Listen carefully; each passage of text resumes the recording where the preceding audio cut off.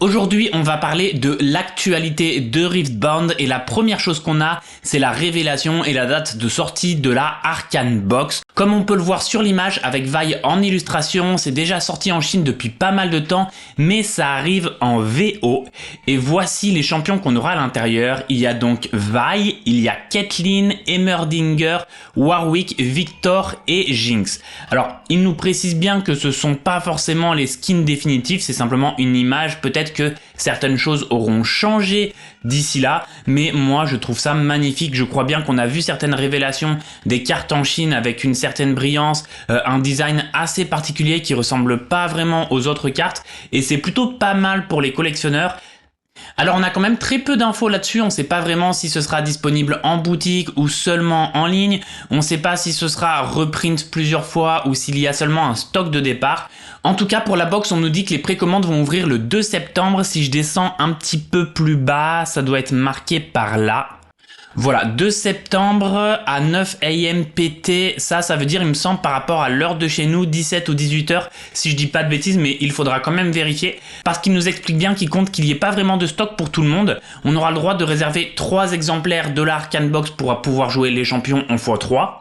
Et eux prévoient en tout cas dans ce texte-là déjà que ça va être en rupture très vite, sachant que la dernière fois qu'ils ont ouvert les précommandes pour leur display, le site a complètement crash et tout a été précommandé en quelques minutes. Donc il y a moyen que pour la Arcane Box, si vous commandez pas dans les premières heures ou dans les premières plutôt dans les premières minutes où c'est mis en ligne sur le site, vous n'en ayez peut-être pas. Maintenant, paraît-il aussi qu'il y a eu des informations ailleurs comme quoi ce serait imprimé sur demande, et là ça changerait tout, ça voudrait dire qu'il y aurait du stock pour tout le monde. Le problème là de faire des exemplaires en x3 disponibles au premier qui achète, c'est-à-dire qu'il y a plein de monde qui vont acheter uniquement pour revendre plus cher. Alors que si on fait de l'imprime sur demande, eh bien c'est plus équitable, tout le monde peut avoir ce qu'ils veulent, il va pas y avoir des scalpers qui vont acheter en masse uniquement pour se refaire de l'argent sur le dos des autres.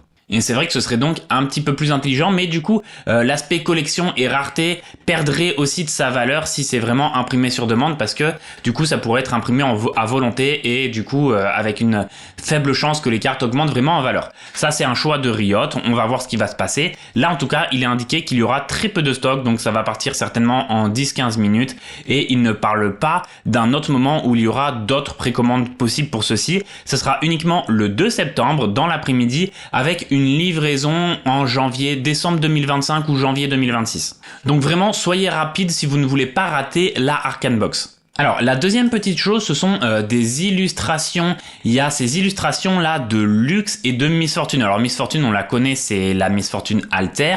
La Lux, on ne la connaît pas, c'est une nouvelle carte exclusive. Et apparemment, c'est distribué en Chine au top 4 et au top 32.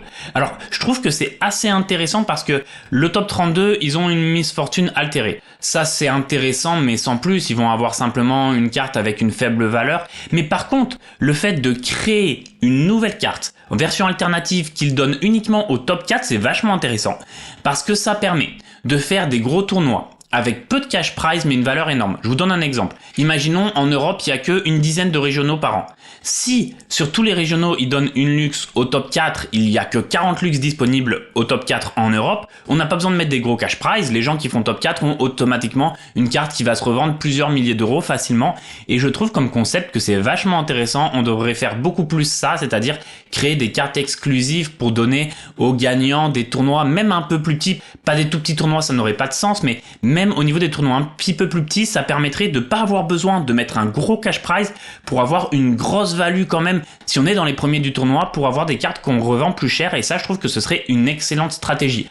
Ceci dit là, la Lux elle est vraiment sympa, l'illustration elle est vraiment belle, et j'espère qu'ils vont continuer sur ce principe d'imprimer des cartes qui donneront dans les top 4, top 8 des tournois. C'est quelque chose qui serait vraiment bien, je trouve. Troisième info, on a eu les grands championnats régionaux chinois le week-end dernier avec à peu près 500 joueurs sur le régional. Et voici la répartition des decks présents dans le régional. Donc on voit une majorité de Yi, un petit peu moins de Victor, un petit peu moins de Kai'Sa, beaucoup moins de Teemo, de MF et de Jinx, et le reste doit être derrière mais à un pourcentage encore moindre. C'est clairement dominé par Yi, Victor et Kai'Sa. La méta en Chine, on a bizarrement pas de set là-bas sur ce premier tournoi, ce qui est un petit peu étonnant étonnant parce que nous en Europe ça joue beaucoup 7. Et là, sur ces 500 joueurs avec cette répartition, il y a eu un top 64 et là du coup pour le top 64 ça donne ça en termes de répartition des decks. On a le Yi et la Kai'Sa qui ont clairement dominé le game là-bas en Chine. Ensuite il y a Victor qui est passé mais qui a perdu un petit peu quand même. Et on a de la Miss Fortune, du Darius, Teemo, Annie, Ahri. Les pourcentages sont un petit peu bizarres mais je suppose qu'il y a 2 MF de Darius, de Teemo, une Annie et une Ahri. Et donc Maître Yi a clairement dominé l'ensemble de ces 500 joueurs mais vous allez voir que ça va changer puisque pour le top 8 on n'est pas du tout là-dessus. Pour le top 8, je vais vous montrer après, mais c'est Kai'Sa. Il y a 4 Kai'Sa sur le top 8.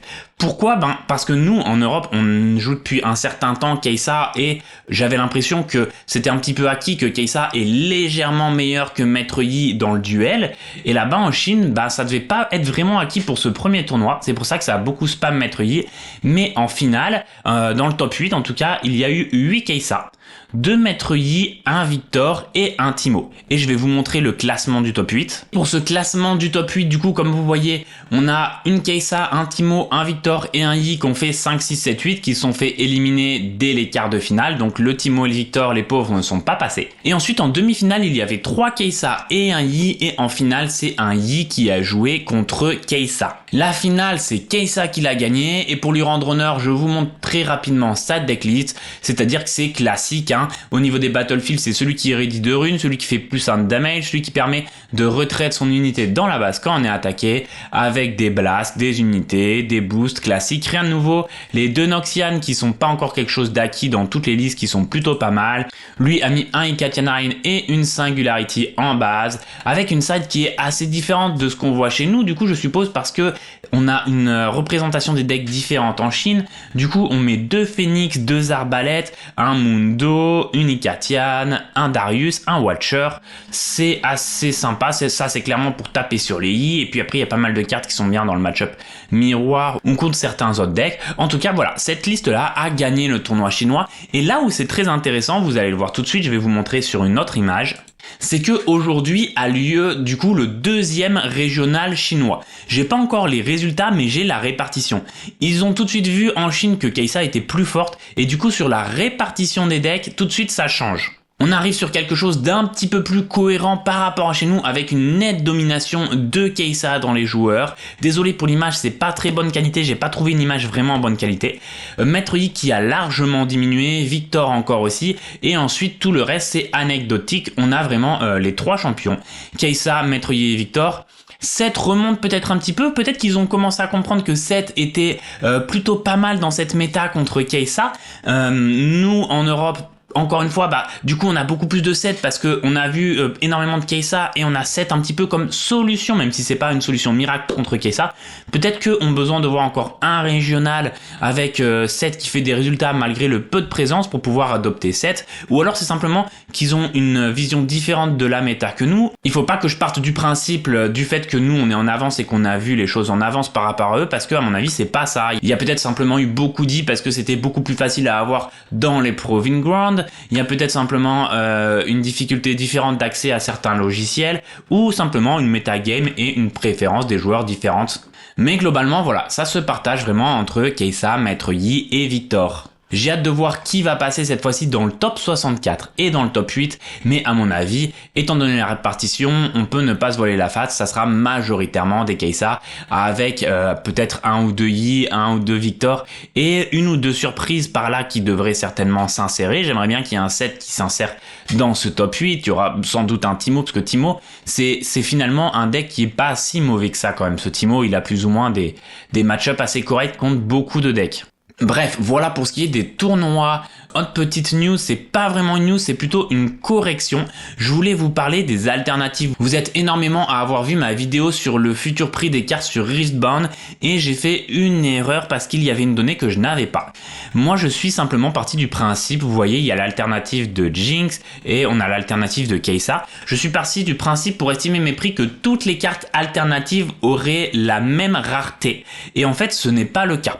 Les champions rares auront des cartes alternatives qui qui seront moins rares que les champions épiques. Beaucoup moins rares. Ce qui va faire que, moi je vous avais dit que les alternatives vaudraient à peu près dans les 15 € avec des variations assez faibles, peut-être entre 5 et 40 € selon la jouabilité des champions. Mais je pense que ça va pas du tout être ça. Je pense que les alternatives de cartes rares, du coup, ça va valoir dans les 5 € en moyenne avec des différences allant de 1-2 € à peut-être 9-10 € pour les plus joués. Et par contre, les alternatives de épique, ça va plutôt être quelque chose de l'ordre de 40 € en allant de 10 € pour les moins joués à, je suppose, facilement une centaine d'euros pour les plus joués comme cette Kai'Sa. Ça m'étonnerait pas que ça approche assez facilement les 100 €. J'ai vraiment pas regardé les prix chinois, donc je sais pas ce que ça donne. J'ai eu un petit peu des échos, pas sur les alternatives, mais sur les overnumbered et sur les signed, donc on avait tapé à peu près dans le juste. À voir chez nous, ce sera peut-être pas du tout les mêmes prix parce qu'on n'est pas forcément sur le même taux de drop par rapport à certains types de boosters et on va peut-être pas forcément être sur le même taux de stock non plus. Je crois bien qu'en Chine, il n'y a pas vraiment de problème de stock et en Europe, il faut s'attendre certainement à des problèmes de stock. On va corriger aussi certaines infos parce que je vous avais donné des infos sur Spirit Forge, le prochain set, en vous disant qu'il y aurait 2 légendes et 5 champions, je crois bien, car ça ce sont les infos qui nous donnent ici. J'avais trouvé quelques autres infos ailleurs et moi j'étais parti du principe qu'il y aurait simplement du coup que ces 2 légendes là. Et en fait on ne sait pas réellement, on ne sait pas vraiment s'il y aura que ces 2 légendes là ou s'il y en aura d'autres. Donc j'aime bien vous rectifier un petit peu les informations pour pas partir sur des principes vrais alors que potentiellement c'est faux. Et en fait, on ne sait pas combien il y aura de légendes dans ce prochain set. Et la dernière info, c'est sur les tournois sur le format qu'on appelle Nexus Night, c'est-à-dire les tournois qui ont lieu en boutique avec peu de joueurs. Des fois, c'est 4-5 joueurs sur certaines boutiques. Ça peut monter à 30, voire des boutiques qui font des Nexus Night un peu plus grosses, mais généralement, il y a assez peu de joueurs. Et on a les lots un petit peu de ces Nexus Night. Alors, je suis pas sûr d'avoir bien compris toutes les informations. Je vous explique ce que j'ai compris. En gros, en récompense, on aura des boosters de 3 cartes. Dedans ces boosters, il y aura ce fameux Teemo promotionnel qu'on voit ici. Il y aura différentes runes alternatives, pas les runes alternatives qu'on connaît, mais une autre forme de runes alternatives. Et il y aura aussi d'autres cartes alternatives, si je ne dis pas de bêtises, dans ces boosters. Et du coup, si je dis pas de bêtises, on aura un booster de participation par personne au Nexus Night, et ensuite on aura d'autres boosters supplémentaires selon notre classement dans les Nexus Night et selon le nombre de joueurs. À 8 joueurs, il me semble qu'il y aura 2 boosters supplémentaires. À 16, ça doit être 6. À 32, peut-être une douzaine. Je sais plus exactement. En tout cas, ça sera réparti un par personne, plus pour les 4 premiers ou pour les 8 premiers selon le nombre de joueurs, voire que pour les 2 premiers ou même pour le premier s'il y a moins de joueurs, je crois bien. Et on aura des cartes un petit peu spéciales et ça, c'est assez sympa. Ça va pousser les gens à faire les Nexus Night pour avoir leurs petites cartes et puis c'est toujours sympa les tournois en boutique. Il y a sûrement d'autres nouvelles infos en ce moment que j'ai oubliées, mais je vais essayer de vous faire des vidéos régulièrement pour mettre à jour un petit peu toutes les connaissances et tout ce qu'on sait sur Riftbound. Donc n'hésitez pas, abonnez-vous à la chaîne, moi ça m'aidera et vous, ça vous évitera de manquer les prochaines informations.